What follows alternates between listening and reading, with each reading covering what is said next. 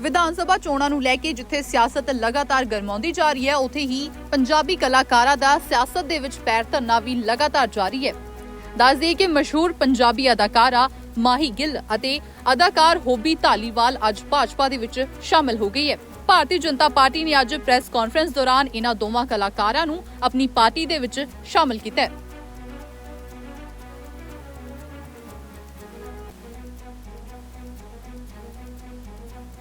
इस दौरान हरियाणा के मुख मंत्री मनोहर लाल खट्टर उचेचे तौर पर प्रोग्राम के पहुंचे। इस दौरान उन्होंने माही गिल और होबी धालीवाल नूं गुलदस्ता भेंट करके पार्टी के स्वागत किया। जिस तरह आपको पता है कि इस वेले 5 स्टेटां दा चोण जिहड़ी है अपने सामने आई है, जिहदे पंजाब है, यूपी है, उत्तराखंड है, मणिपुर है, गोवा है और 5 जगह पे ये जो चुनाव प्रचार है अपने जो बनते हैं इस वेले सब जगह भारतीय जनता पार्टी की एक अच्छी लहर ये चल रही है। वैसे तो 2013-14 तो बाद देश में जिस तरह बीजेपी का ग्राफ बढ़िया है, लगातार स्टेट बाय स्टेट अगे वध रहे हैं। 10 साल असी सेंटर का भी जिहड़ा चोणा है वो भी हुण अगले चोण तो पहला पूरियां होणगियां और जिहड़े राज पहला बीजेपी इन्हें विश्वास रखते सी उत्थे तो बीजेपी है ही है, लेकिन जिहड़ियां होर स्टेटां ने जिथे कदे भी बीजेपी आई नहीं, इन्हां 10 सालां च बहुत सारियां स्टेटां बीजेपी च आईयां। मसलन असी अगर हरियाणा नूं भी देख लईए तो असी इस तो पहला कदे भी अपनी सरकार नहीं सी बनाई। पहली बारी 2014 च भारतीय जनता पार्टी की सरकार बनी सी और 7.5 साल हो गए जो भी चल रही है। और हुण भी जिन्नियां भी स्टेटां ने सब दे विच माहौल इन्ना अच्छा बनिया है कि मैं उम्मीद करना कि सारिया 5 स्टेटां दे विच भारतीय जनता पार्टी का यह राज आएगा। और जिवें जिवें समा अगे वध रहा उस तरह के समाज के अच्छे सोच वाले प्रभावी जिहड़े शख्स ने वो सारे भारतीय जनता पार्टी दे विच शामिल हो रहे हैं। जिस तरह अज असीं देखने कि 2 साड़ी जिहड़ी शख्सियतां ने जिन्हां दे अपनी बॉलीवुड की साड़ी जिहड़ी एक्ट्रेस है फिल्म स्टार माही गिल जी और इसी तरह होबी धालीवाल जी एक जिस तरह कह सकते हैं कि धाकड़ फिल्म स्टार ने। जिस तरह इन्हों के बारे कहा गया कि हर प्रकार का रोल करते हैं, मनोरंजन भी करते हैं, विलन भी बनते हैं, तो फिल्मों के जो मर्जी बनन, लेकिन आम समाज के इन्हों का अपना एक स्थान है। कमलदीप सिंह जी इन्हों का नाम है। कुछ दिन पहला कमलदीप सिंह जी नाल तो मेरी गलबात हुई सी, अपने हरियाणा के भी कुछ लोग जिन्हों के नाल इन्हों का संबंध से इस तरह माही गिल जी के नाल भी मेरा सीधा संपर्क नहीं आया, लेकिन चर्चा जिसले चली इन्हें कहा कि भी सीएम साहब आउण जरूर मेरी ज्वाइनिंग मैं जरूर आऊंगा। तो इस करके इन्होंने दोनों की भी फरमाइश सी और मैंने भी लग्या कि दोनों हस्तियां तगड़ियां हस्तियां ने। वैसे तो कहते हैं कि कहावत है कि हिंदी के बूंद बूंद से समुद्र भरता है, गड़ा भरता जो भी है, लेकिन आज बूंद बूंद नहीं, आज तो पूरे दरिया दे दरिया समुद्रे जा गए। इस करके इन्हों का जो स्थान पंजाब है, मैं पूरी उम्मीद करना हाँ कि पंजाब पहली बारी जिवें हरियाणा च बनाई सी, पंजाब अज तक सिर्फ 23 सीटां लड़ते थे बीजेपी के नाते, लेकिन इस बारी पहली बारी सानूं 73 सीटां का लड़न का मौका मिल रहा। और नाल जिहड़ी साडी सहयोगी पार्टियां ने कैप्टन अमरिंदर सिंह जी की 27 सीटां ने या 17 सीटां ढींडसा जी दियां, सारियां 117 सीटां के उत्ते जोरदार ढंग नाल असीं प्रचार करांगे। मेरी भी ड्यूटी अजे 2 दिन पंजाब दी कुछ सीटां ते लगी है, मैं भी जाण वाला हाँ और मैनूं उम्मीद है कि पंजाब भारतीय जनता पार्टी दियां नीतियां जिहड़ियां उन्हां दी साडीआं अचीवमेंट्स ने उन्होंने पंजाब के लोग ठीक पहचान करके और हुण तक जिवें भी सिस्टम उल्टे सीधे चल रहे हैं उन्हें सब सिस्टम के एक रास्ता बना करके और एक अच्छी राजनीति, एक वैल्यूएबल राजनीति का एक सिस्टम अगे बढ़े और जनता को सीसो पहुंचाइए। इस करके असीं उम्मीद रखने कि असीं 5 सीटां 50 स्टेटां दे विच अपना राज बनावांगे। अज इस मौके पर मैं दोनों शख्सियतां का बहुत ही बड़े घर दे विच एक बहुत बड़ा परिवार है इत्थे आने निघा स्वागत करना हाँ और उन्हां दा वेलकम करना हाँ। बहुत बहुत धन्यवाद। दस दें कि होबी धालीवाल ने पार्टी दे विच शामिल होने तो पहला एक इंटरव्यू भी दिता सी। इस इंटरव्यू दौरान होबी धालीवाल ने कहा कि वो 3 खेती कानून वापस होने तो बाद ही भाजपा की ਵਿਚਾਰਧਾਰਾ ਦੇ ਨਾਲ ਜੁੜੀ ਹੈ। ਹੋਬੀ ਧਾਲੀਵਾਲ ਨੇ ਕਿਹਾ ਕਿ ਅਸੀਂ ਕਦੇ ਭਾਜਪਾ ਦੀ ਸੋਚ ਨੂੰ ਨੇੜਿਓਂ ਸਮਝਿਆ ਹੀ ਨਹੀਂ। ਸਭ ਤੋਂ ਪਹਿਲਾਂ ਤਾਂ ਸਰ ਮੈਂ ਤੁਹਾਡੇ ਸਾਰਿਆਂ ਦਾ ਬਹੁਤ ਸ਼ੁਕਰੀਆ ਅਦਾ ਕਰਦੀ ਹਾਂ ਕਿ ਤੁਸੀਂ ਆਏ ਟਾਈਮ ਕੱਢ ਕੇ ਤੇ ਸਾਨੂੰ ਜੁਆਇਨ ਕਰਵਾਈ ਪਾਰਟੀ। ਅੱਛਾ, ਦੂਜੀ ਗੱਲ ਮੈਂ ਤੁਹਾਡਾ ਸਾਰਿਆਂ ਦਾ ਸ਼ੁਕਰਾਨਾ ਇਹ ਕਰਨਾ ਚਾਹੁੰਦੀ ਹਾਂ ਕਿ ਜਦੋਂ ਮੈਂ ਨਵੀਂ ਫਿਲਮਾਂ 'ਚ ਆਈ ਸੀ, ਪ੍ਰੈਸ ਵਾਲਿਆਂ ਨੇ ਮੇਰਾ ਬਹੁਤ ਸਾਥ ਦਿੱਤਾ ਸੀ।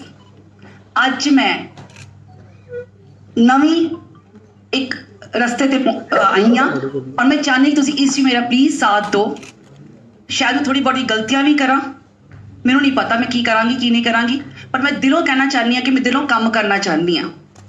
ਅੱਜ ਤੋਂ 5-6 ਸਾਲ ਪੁਰਾਣੀ ਗੱਲ ਹੈ, ਮੈਂ ਚਾਹੁੰਦੀ ਸੀ ਮੈਂ ਕੋਈ ਪਾਰਟੀ ਜੁਆਇਨ ਕਰਾਂ, ਮੈਨੂੰ ਕੋਈ ਪਲੇਟਫਾਰਮ ਮਿਲੇ ਕਿ ਮੈਂ ਕੁਝ ਕਰਾਂ। ਮੈਂ ਕੁੜੀਆਂ ਲਈ ਬਹੁਤ ਕੁਝ ਕਰਨਾ ਚਾਹੁੰਦੀ ਹਾਂ ਪੰਜਾਬ 'ਚ, ਜੋ ਮੇਰੀ ਦਿਲੋਂ ਇੱਛਾ ਹੈ, ਬਟ ਕਦੇ ਕੋਈ ਪਲੇਟਫਾਰਮ ਵਧੀਆ ਮਿਲਿਆ ਨਹੀਂ।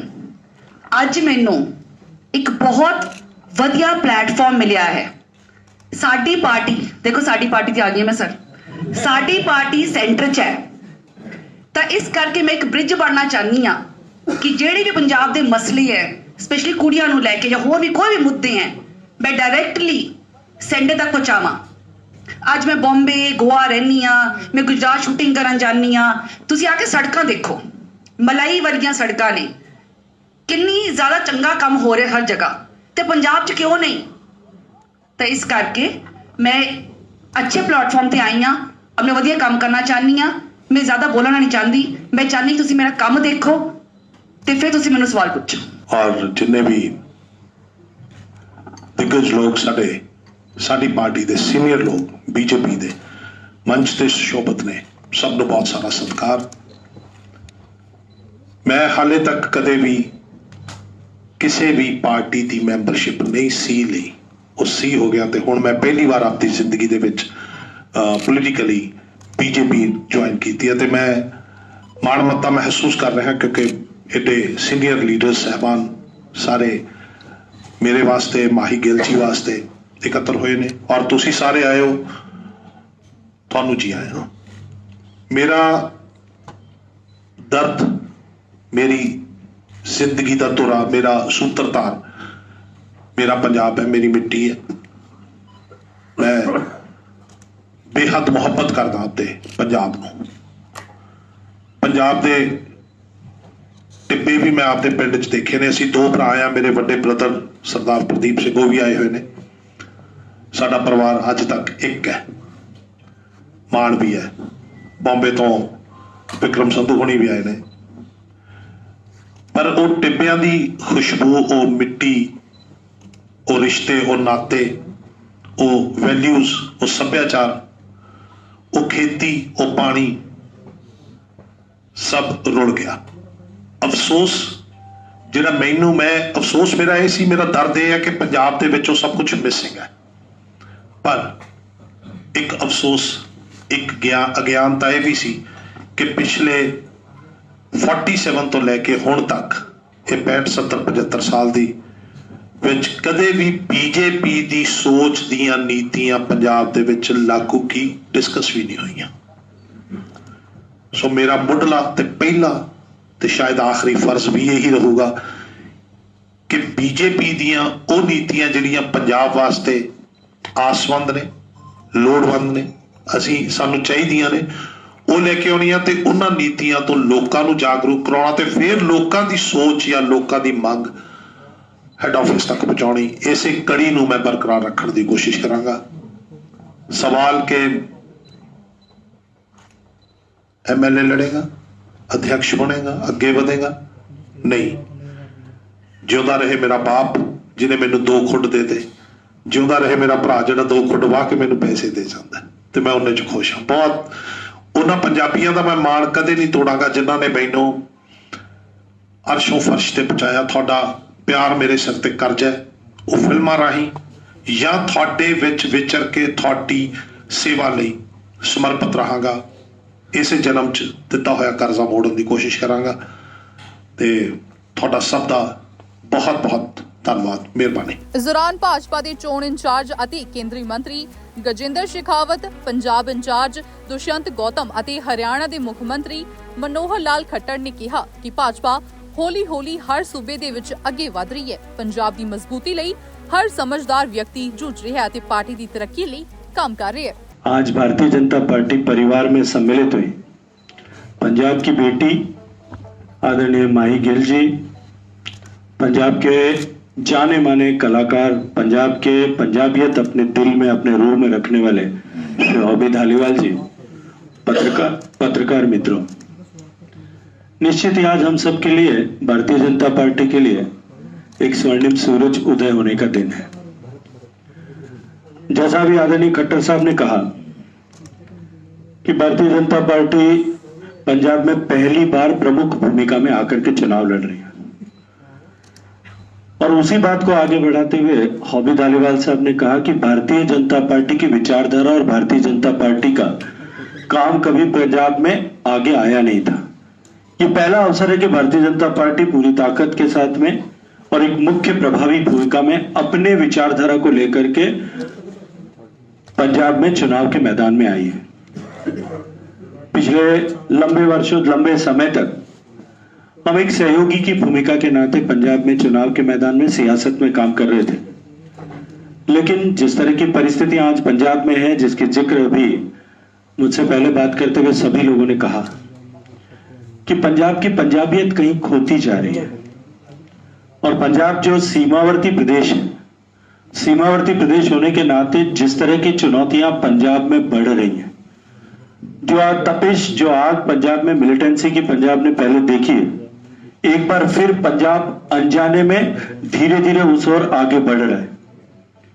ऐसी परिस्थिति में देश की सुरक्षा के लिए, पंजाब की सुरक्षा के लिए पंजाबियत बनी रहे, पंजाब में सामाजिक सौहार्द का जो ताना बाना है वो कहीं क्षीण न हो, डैमेज न हो, उसके लिए भारतीय जनता पार्टी और इन सब से आगे बढ़ करके जो पंजाब का खोया हुआ अतीत है, जो गौरव है, उस गौरव को वापस स्थापित करके पंजाब को फिर से खुशहाल सूबा बनाने के लिए भारतीय जनता पार्टी चुनाव के मैदान में है।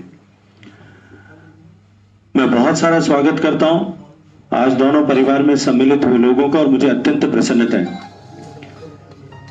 एक विषय हम सब लोगों ने देखा होगा, जिसके परिवार में, मेरे परिवार में 2 बेटियां और 4 बहनें हैं, इसलिए मैं जानता हूं कि बेटियों का परिवार के प्रति जो मोह और परिवार को आगे बढ़ाने और परिवार की कुशलता के लिए, कुशल क्षेम के लिए जिस तरह का उनका प्रयास हमेशा रहता है। आज परिवार में एक बेटी के नाते पंजाब की बेटी हम सबके परिवार में आई है, एक बहन के रूप में आई है। मुझे लगता है कि हमारा कुनबा आज इसके कारण से बहुत समृद्ध हुआ है, और पंजाब का एक बेटा मजबूत कंधों वाला हम सब लोगों के बीच में पंजाब आज जो है भारतीय जनता पार्टी में सम्मिलित हुआ है। निश्चित ही हमारी ताकत उसके कारण से बहुत सारी बढ़ने वाली है, हमारा प्रभाव भी बढ़ेगा। पंजाब में जिस तरह से तेजी के साथ में राजनीतिक घटनाक्रम बदल रहे हैं, मैंने आपसे पहले, कुछ दिन पहले, जिस दिन आप सब लोगों से चर्चा कर रहा था, तब भी कहा था, कांग्रेस पार्टी के प्रदेश प्रमुख ने एक प्रेस कॉन्फ्रेंस करके आम आदमी पार्टी ने जिस तरह से चयन किया था मुख्यमंत्री का, उसकी प्रक्रिया पे सवाल उठाए थे और कहा था कि एक नौटंकी है। और मैं जब पिछली बार आपसे बात कर रहा था तब मैंने कहा था कि अब यहाँ पे कांग्रेस पार्टी में वो नूरा कुश्ती WWF चैंपियनशिप खेली जा रही है। आप सबने कल उसका परिणाम देखा, जो परिणाम पूरे देश को पहले से पता था। ਹੁਣ ਵੇਖਣਾ ਹੀ ਹੋਵੇਗਾ ਕਿ ਜਿੱਥੇ ਪੰਜਾਬੀ ਕਲਾਕਾਰਾਂ ਦੇ ਵੱਲੋਂ ਹੁਣ ਭਾਜਪਾ ਦਾ ਹੱਥ ਫੜ ਲਿਆ ਗਿਆ ਹੈ ਕਿ ਪੰਜਾਬ ਦੇ ਲੋਕ ਭਾਜਪਾ ਨੂੰ ਅਪਣਾਉਂਦੇ ਨਹੀਂ ਜਾਂ ਫਿਰ ਨਹੀਂ। Bureau report D5 channel Punjabi. D5 channel Punjabi ਹੁਣੇ ਸਬਸਕ੍ਰਾਈਬ ਕਰੋ, ਬੈਲ ਆਈਕਨ ਤੇ ਕਲਿੱਕ ਕਰੋ। ਕੀ ਹੁੰਦੀ ਹੈ ਜਮਾਬੰਦੀ, ਕਿਵੇਂ ਬਣਦੀ ਹੈ ਵਸੀਅਤ, ਜ਼ਮੀਨ ਜਾਇਦਾਦ ਦੇ ਹਰ ਮਸਲੇ ਤੇ ਕਰਾਂਗੇ ਚਰਚਾ। ਦੇਖਣਾ ਨਾ ਭੁੱਲਣਾ ਸਾਡਾ ਖਾਸ ਪ੍ਰੋਗਰਾਮ naibtehsildar.com ਕਾਨੂੰਨ ਜਾਇਦਾਦ ਦਾ।